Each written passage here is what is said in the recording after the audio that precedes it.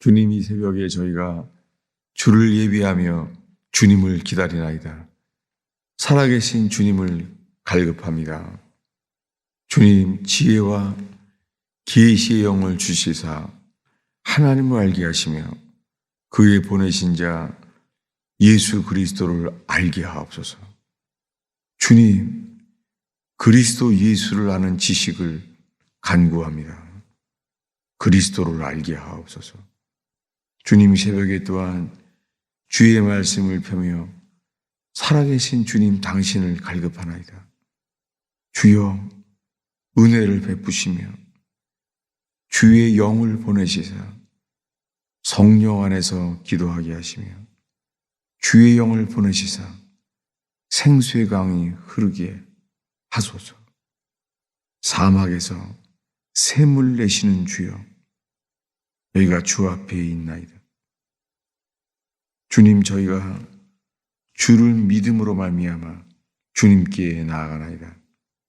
오 주님, 이 새벽에 주의 말씀을 펴며 이 새벽에 예비하는 영혼들과 함께 저희 속에 주님의 나라가 임하셔서 주의 임재 가운데 저희가 거하기를 간구하나이다. 주여, 주를 믿나이다. 예수님의 이름으로 기도하였습니다. 하나님의 말씀은 로마서 8장입니다. 로마서 8장 1절부터 7절까지 말씀을 읽습니다. 로마서 8장 1절입니다. 읽겠습니다. 그러므로 이제 그리스도 예수 안에 있는 자에게는 결코 정죄함이 없나니 이는 그리스도 예수 안에 있는 생명의 성령의 법이 죄와 사망의 법에서 나를 해방하였음이라. 율법이 육신으로 말미암아 연약하여 할 수 없는 그것을 하나님은 하시나니 곧 죄로 말미암아 자기 아들을 죄 있는 육신의 모양으로 보내어 육신의 죄를 정하사 육신을 따르지 않고 그 영을 따라 행하는 우리에게 율법의 요구가 이루어지게 하려 하심이니라. 육신을 따르는 자는 육신의 일을, 영을 따르는 자는 영의 일을 생각하나니 육신의 생각은 사망이요 영의 생각은 생명과 평안이니라. 육신의 생각은 하나님과 원수가 되나니 이는 하나님의 법에 굴복하지 아니할 뿐 아니라 할 수도 없음이니라. 아멘. 오늘 이 새벽에 로마서 8장을 펴게 되었습니다. 왜냐하면 제 자신 속에 있는 생각들을 살피게 되었습니다. 그래서 어제 새벽에 나눈 말씀은 살피소서 오늘 내 마음을, 내 안에 악한 길이 있나 살피시옵소서. 주님께서 저의 폐부를 살피시사 저희를 감찰하시옵소서. 그렇게 지내게 되었습니다. 주님, 저희들의 생각을 살피시옵소서. 우리들의 생각이 다 우리들이 맞다고 생각하는 그 생각으로 살잖아요. 그래서 저 자신을 살피는 말씀 앞에 있었더니 오늘 로마서 8장에는 우리가 육신의 생각과 성령의 생각, 이 말씀 앞에 있게 되었어요. 이 로마서 8장 1절은 아주 유명한 말씀이잖아요. 그러므로 이제 그리스도 예수 안에 있는 자는 결코 정죄함이 없나니 그리스도 예수 안에 있는 자, 가나안 땅에 들어간 자, 그것이 그리스도 예수 안에 있는 자죠. 그런 사람에게는 결코 정죄함이 없다는 거예요. 2절에 계속 이어서 말합니다. 그리스도 예수 안에 있는,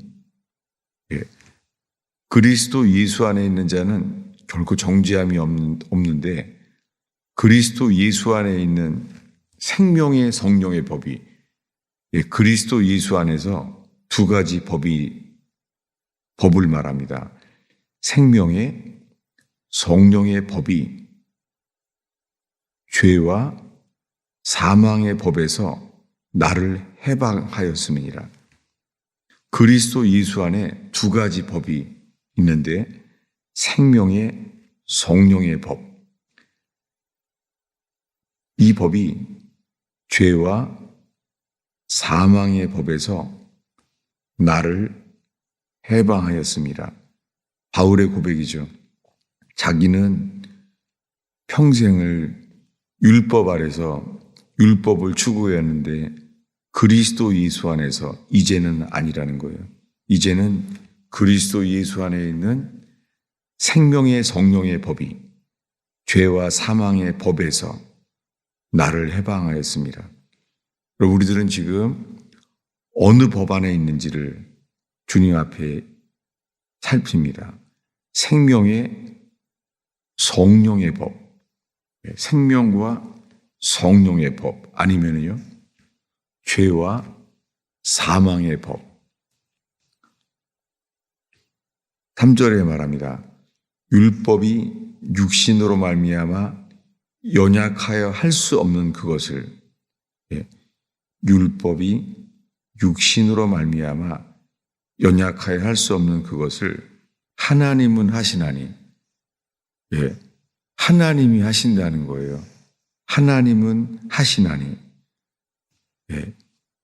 신앙생활을 하면서 절망하게 되는 것은 나는 할 수 없다는 거예요. 그런데 또한 주님만 바라게 하실 때 들어오는 것은요 하나님만이 하십니다. 사람은 할 수 없으되 하나님은 하실 수 있느니라.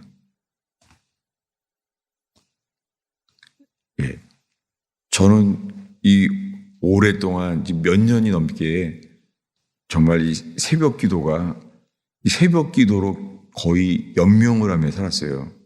그러면서 알게 되는 것은 주님, 이제 제가 할 수 있는 것은 없습니다. 제가 할 수 있는 것은 전에는 말씀을 잘 가르치면 될 줄로 알았어요. 그리고 말씀을 가르치는 것이 쉬워 본 적이 없어요. 왜냐하면 예수님은 예배자를 낳게 하는 것이 아니라 제자를 낳게 했으니까요. 그 점에 대해서 주님이 설교하게 하시는 거예요. 오늘날 수많은 사람들은 예배만 드리는 거예요. 그런데 주님은 제자를 낳게 하십니다. 제자는 누구든지 나를 따르고자 하는 자는 자기를 부인하고 날마다 자기 십자가를 지고 나를 쫓을 것이니라.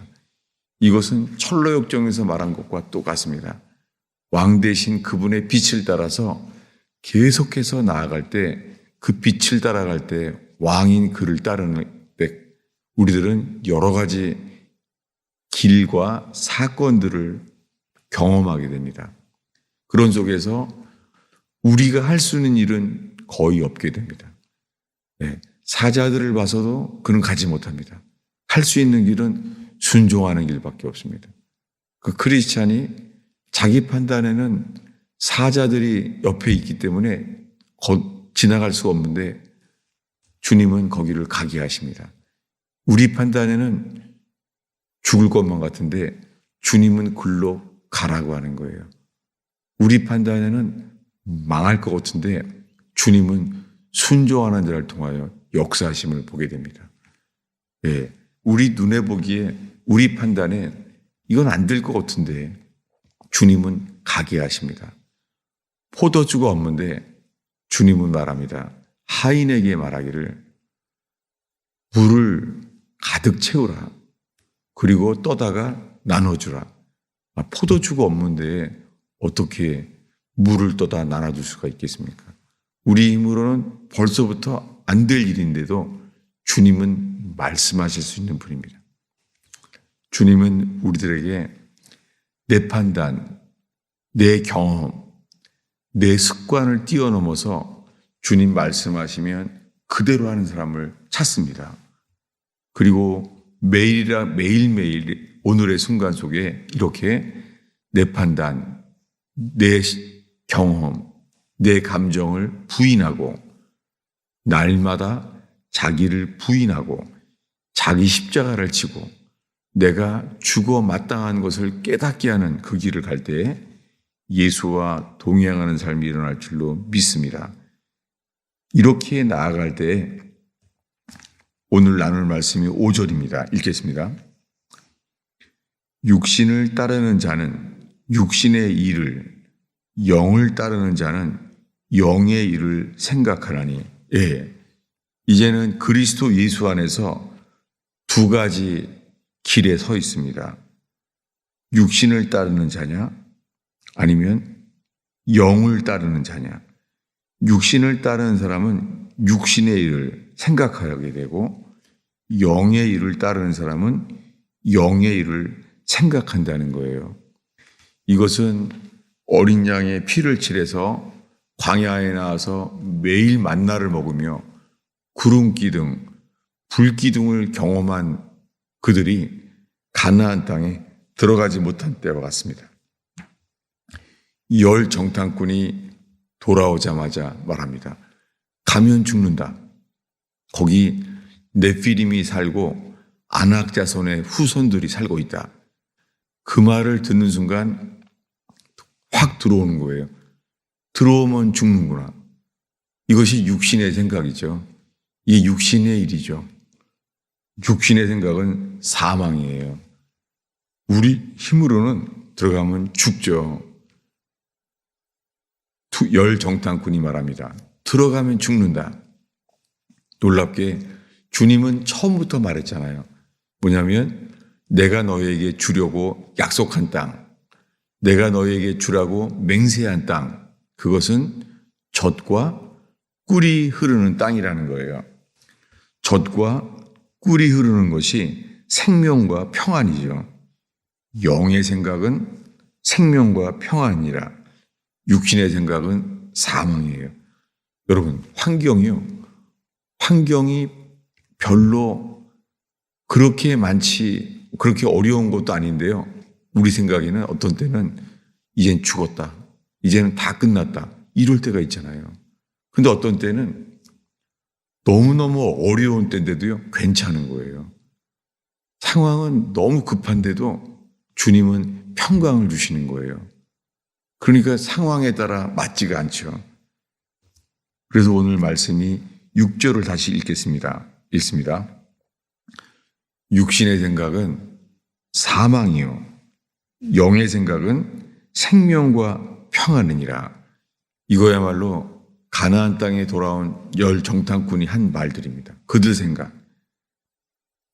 육신의 생각은 사망이요 열 정탐꾼의 입에서 나오는 고백. 그것을 믿어서 고백을 했죠. 왜냐하면 들어가면 죽는다. 죽는다는 게 믿어졌어요. 그게 그들의 표정, 그들의 말, 모든 게 죽음의 열매가 나오죠. 들어가면 죽는다. 거기 아낙 자손이 산다. 육신의 생각은 사망이었습니다. 그런데 영의 생각은 생명과 평안이었습니다.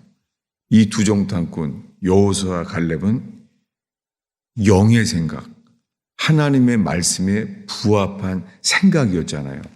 그러니까 눈을 뜨고 상황을 보는데 우리가 알고 있는 대로 이 두 정탐꾼은 약속 안에서 바라보았습니다. 그의 모든 판단과 생각은 약속 자체가 생각이었습니다. 영의 생각은 생명과 평안이니라. 우리 7절을 한 목소리로 읽겠습니다. 육신의 생각은 하나님과 원수가 되나니 이는 하나님의 법에 굴복하지 아니할 뿐 아니라 할 수도 없습니다. 모르겠어요. 대한민국의 뉴스를 보면은요, 이제 다 죽을 것만 같아요. 교회들은 다 무너질 것만 같아요, 지금. 뉴스를 보면 그래요.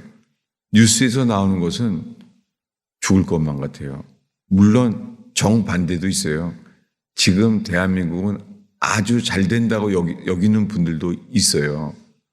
현실적으로는 현재 잘 된다고 하는 사람들이 뉴스로는 50%래요. 중요한 것은 어디가 진실이고 어디가 거짓이냐, 어디가 의고 어디가 불이냐, 그 앞에 있습니다.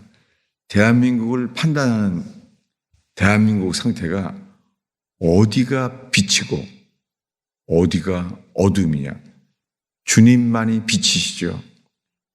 네, 우리의 이성은 빛이 아닙니다. 주님만이 빛이십니다.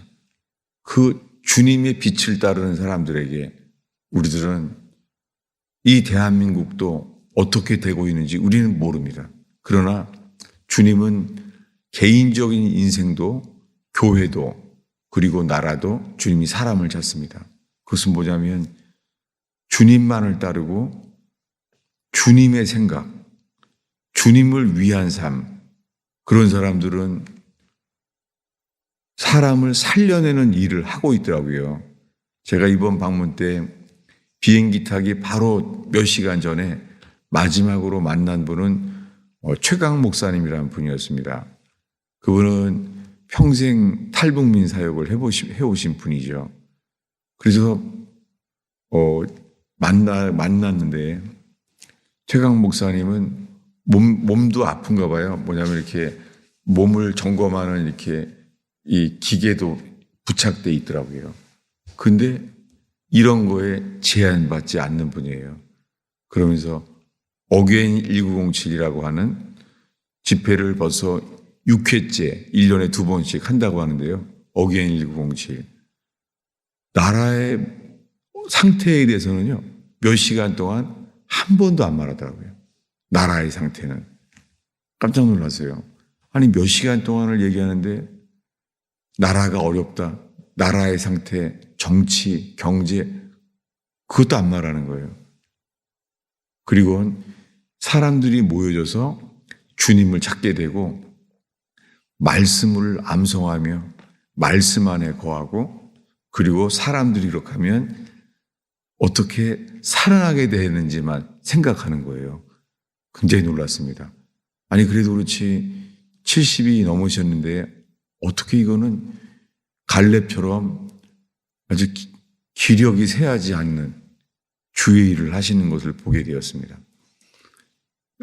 여러분, 우리의 삶 속에 우리의 생각을 뛰어넘어 주님께서 이끄시는 삶, 주님은 적은 일에 충성된 자에게 큰 일을 맡기는 분인 줄로 믿습니다. 우리의 평범한 생활 속에 주님을 따르는 사람들, 주는 나의 피라는 저라는 책에 코리텐붐이라는 사람은 네덜란드의 시계 수리공이었습니다. 그는 여자로서 최초의 네덜란드의 시계 수리공이었어요. 그런데 이 평범한 일 속에 그 아버지의 대를 이어서 네덜란드의 시계 수리공이 됐는데, 그때 독일군이 점령하게 되죠, 네덜란드에. 근데 그 속에서 그가 하는 일은 유대인을 살리는 일을 하게 되었어요. 그는 나중에 주는 나의 피난처의 서문에 이렇게 썼어요. 평범하고 뻔한 일 속에 주님이 계획하신 미래가 감춰져 있다는 거예요. 그는 시계 수리공으로 아버지를 따라서 시계 수리공으로 살았는데, 이 평범하고 뻔한 일 속에 자기는 더 이 생활 속에서 다른 일을 할 수도 없고 이게 전부인 줄 알았는데, 그 속에서 유대인들을 살리는 일을 시작하게 되었습니다. 그러다가 유대인들을 감추고 살리다 보다가 그는 아우슈비츠라는 감옥에 갑니다.